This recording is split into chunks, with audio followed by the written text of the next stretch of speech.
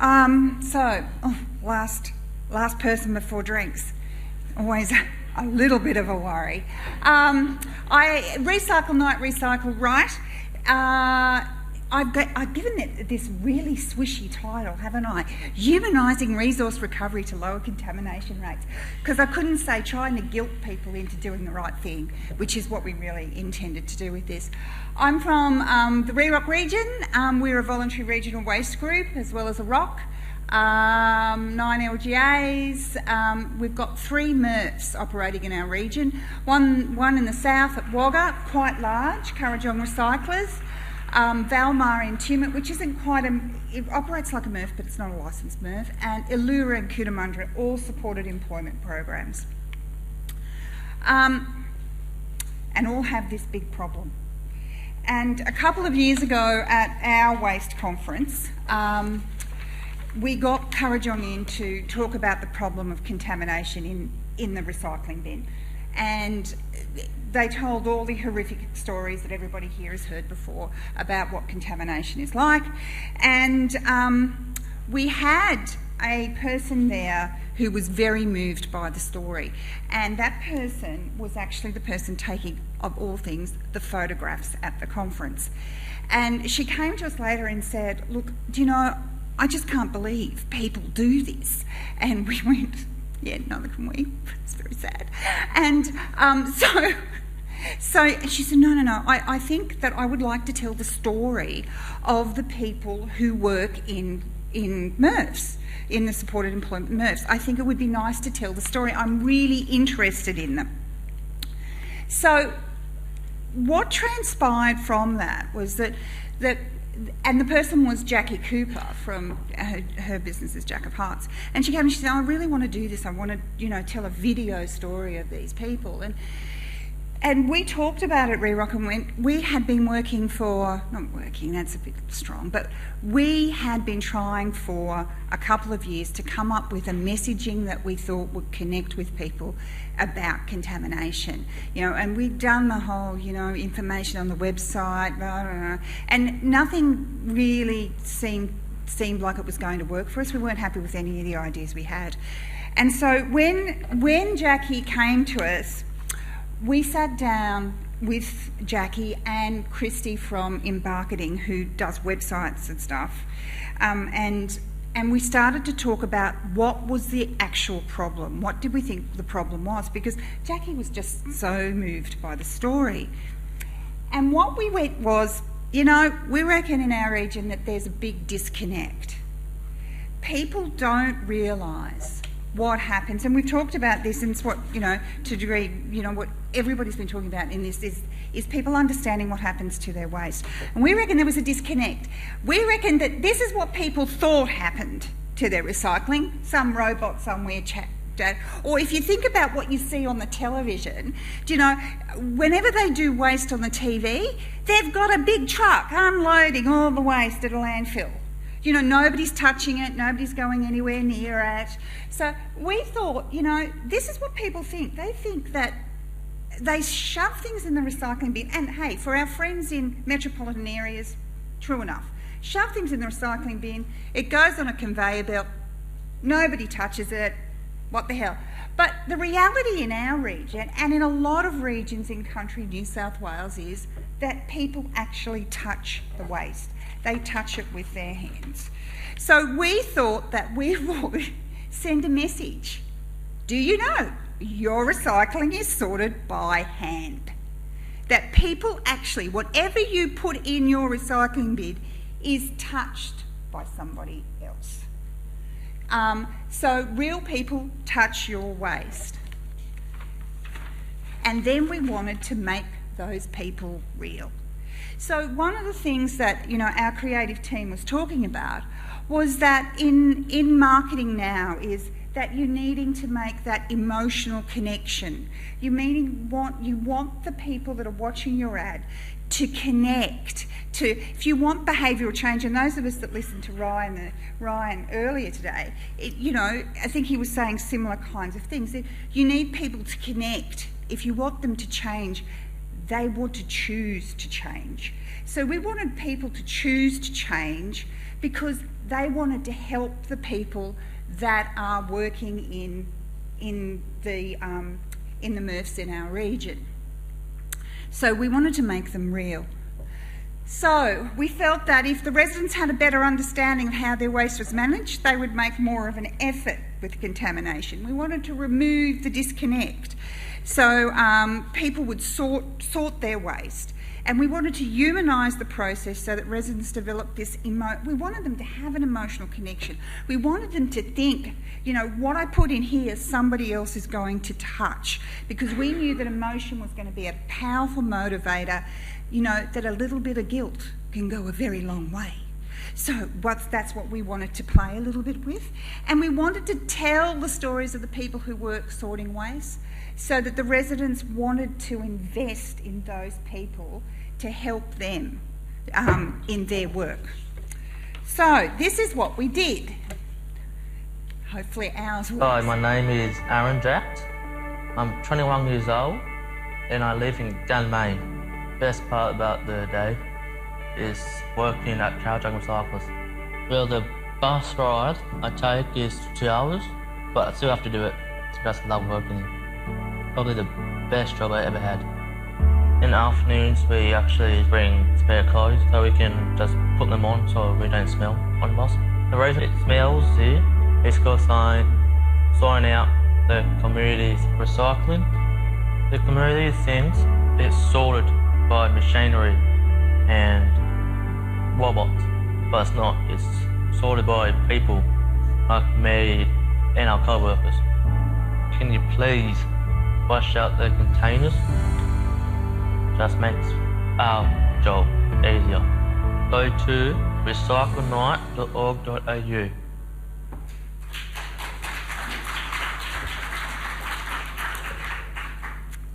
So, feel a little guilty about not washing out your containers. That was the goal. We wanted people, you can feel, we wanted people to connect. We wanted to tell the story of what Aaron's life was like, you know, and how great it was to work there, so people would feel very positive about helping. So it's a very positive message. This is the best job I've ever had. He loves it, do you know? That's the 60-second one, and that one was designed for cinema. This is the one from Valmont. I'm Jeff. I love working at Chimit Recycling. I just love working here. The worst part about the job is having to deal with all the stuff that people put in the bins that shouldn't be in the bins. Sausages. The food, the needles, the nappies. It makes you sick in the stomach. Please think of us before you put the wrong things in the recycling. Go to recyclenight.org.au. So there's also a 60-second one for Jeff, who now likes to be called Hollywood. And that's that's the Tumen ad. And I should say that what the creative team did was they talked to these guys, and that's how the script was actually developed. So they're using their words. The reason that we've used the subtitles is for two reasons. Because, you know, for some, the language isn't great, you know, but also we wanted to just reinforce the story that we were telling. And if you're watching this, what you're doing is you're reading the words and listening at the same time. So there's a reinforcement thing that's actually happening with that. And this is the last one. And in Kurrajong and in Valmont, in Wagga and Tumut, we were able to find somebody that was prepared to star. But in Lulura, nobody was comfortable doing it, so it's a whole different approach. Hi, I'm James, and I'm the supervisor here at Lulura Recycling. We provide employment for people living with disabilities. They come to work, and they work really, really hard. They always come to work with a smile on their face. Every single item you recycle is hand sorted by a real person. Dirty nappies, needles, rotting food, why should my guys have to put up with it? Go to recyclenight.org.au. Okay, so help us help you. The idea was to try and get people to want to make change, to do the change. Become part of our team. You know, what you do at home affects what we do at work. So try and help us. Please do the right thing so that we can do the right thing at work. What we're trying to do with this program was to get people to invest in what was happening with their waste after it left home. So we reached out. We've used the website, television, cinema, press, council newsletters, posters, bus advertising. Aaron is on the side of a bus and in Wagga, and let me tell you, loving every moment of it. Social media, radio, we've had a bit like Ali and Jeannie, we've had loads of support materials produced as a result of it that we can use in all of these locations. We have an entire website developed, www.recyclenight.org.au, and you can go on and you can learn more, meet the people that are in the ad.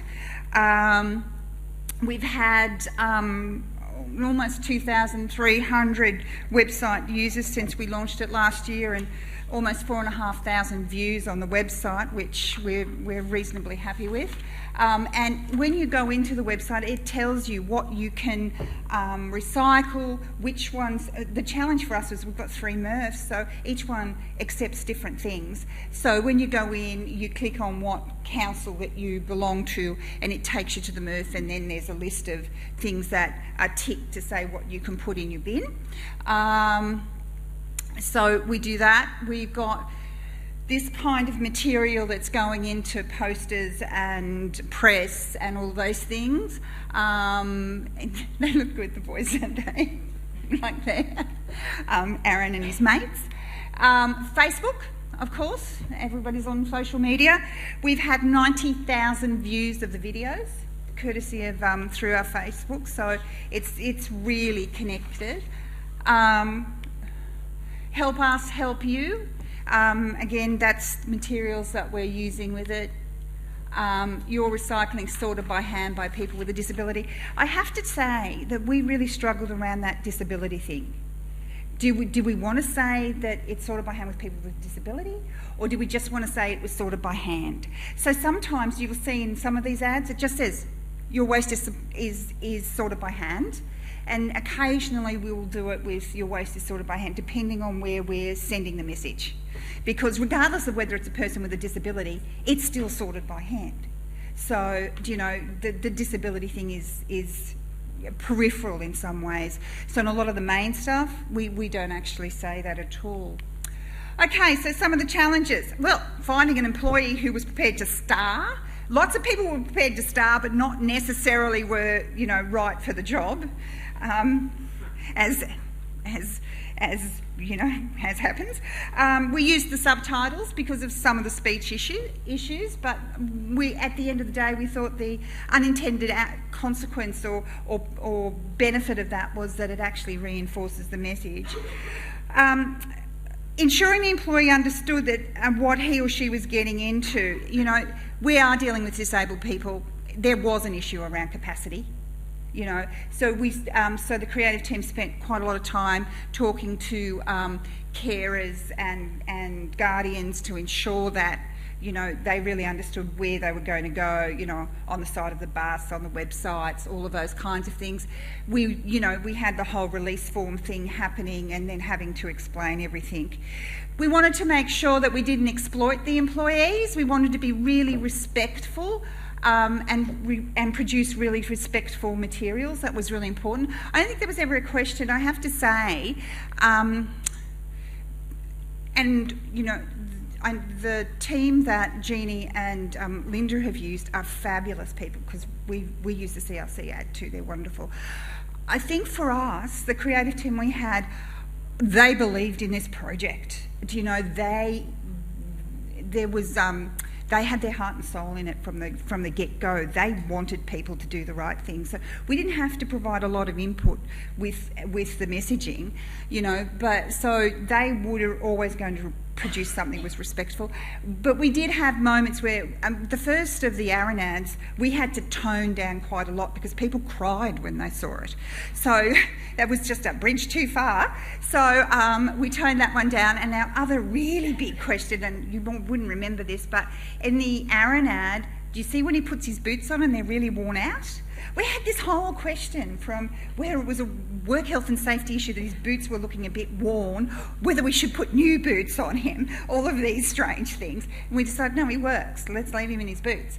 And we needed to ensure, and that goes to the boots question, we needed to ensure that the employees were also shown in a good light. And so consequently the creative team worked very closely. So, you know, we worked up the scripts went to the people who were saying the words, went to the MRFs, so that we got approvals all the way along, everybody was comfortable with what's being said, so that, you know, what went to air, everybody was proud of. So the outcome. So we launched it in June 2017. We have scheduled bin audits in the next 6 to 12 months to monitor the change, because we did bin audits beforehand, and we did have quite high contamination rates, as you can see. Very sad. Anyway, we are going to be doing bin audits, so we haven't done those again yet, but people are constantly telling us that they are now washing out their containers before they go to the bin. I had general manager come out and go, I'm washing my containers, I'm washing my containers. I'm going, well done, you know, like, just notice me, I'm doing it, Julie, I'm doing it. So they want us to know they've changed, and I think that's very cool. Even my husband says, have you washed that out for Aaron? And I go, yes, my ad, of course I've washed it out for Aaron. So even in my own house, it has made behavioural change in my husband, if nothing else. But it's not a silver bullet, unfortunately. God, I wish it was.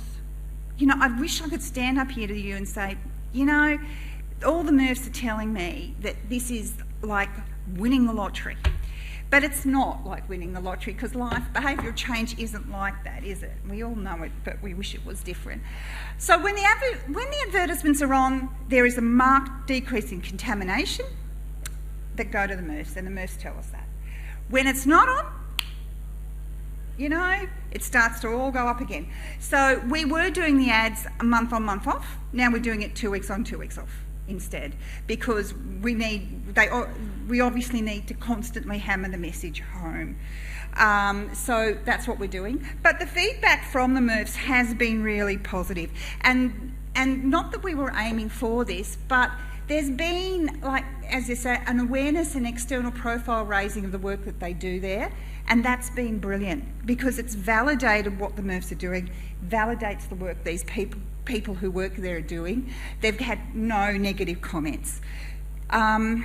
It's also had a really positive internal impact. Valmont, they're saying that all the people that are watching the ads are commenting to the workers that they've seen the ads, saying what a great job they're doing, you know, those kinds of things are great. Currajong's saying when school groups turn up now, because they do tours, it's a very big facility, the Currajong recycling facility. Everybody already knows what happens there because they've seen it on the television. They're looking for Aaron. Is Aaron working today? So they're coming in, and so the thing that's impressed at Currajong is the much higher awareness of what they're actually doing in the facility. And the employees are certainly out there and proud about what they do. The public perception has changed about how they understand what's actually happening. So all of those things have been positive. And of course, at the moment with the China sword stuff and everything else that's happening, it's hitting home pretty well. So, recycle night, recycle right. And we think we're having some kind of an impact in changing people's behaviour. Thank you.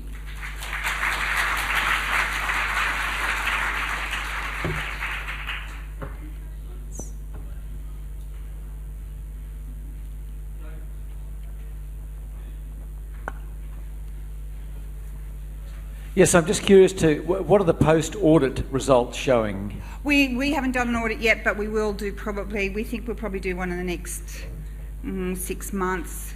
A bit like Linda and Janini. It's about funding. But we'd like to do one in the next 6 months to follow up. So we know what we started with. We'll know in the next 6 months. And the program's been running since, I think we kicked it off about June last year.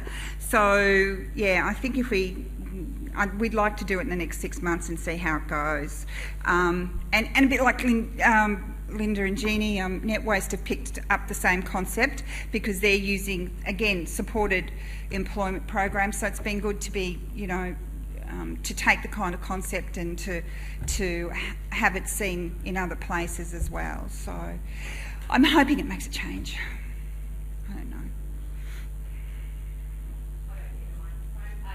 We love the concept as well in our region, and we hope to borrow from you and what you've experienced as well. Just wondering what kind of budget you're working with your creative. 20. And Good. that's all the products.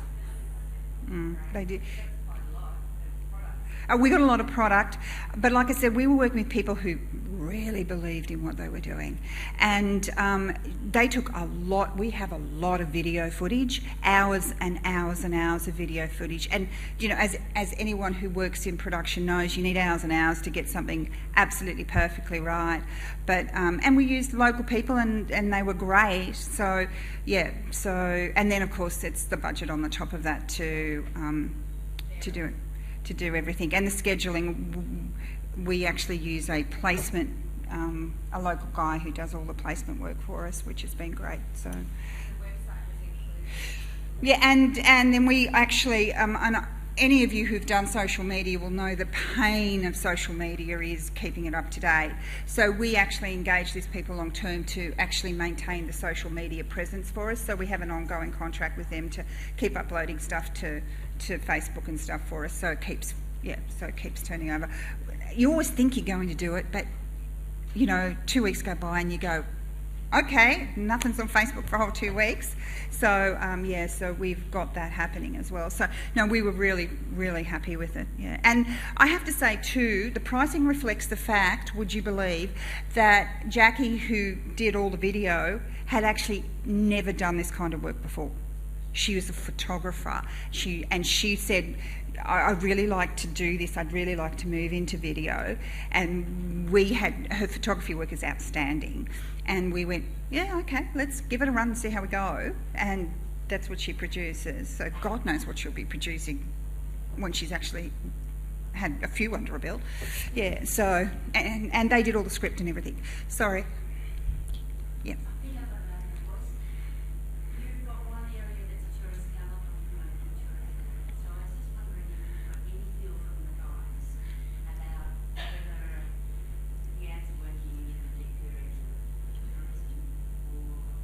No, it's a good question though. No. Yeah. No, I don't. So, but yeah, it's something that we should have a bit of a look at. So, yeah. Hopefully, I mean, interesting enough, can I say, not none of you, but probably most of you are not in any of these regions. But did you connect with the app? Yeah, there you go.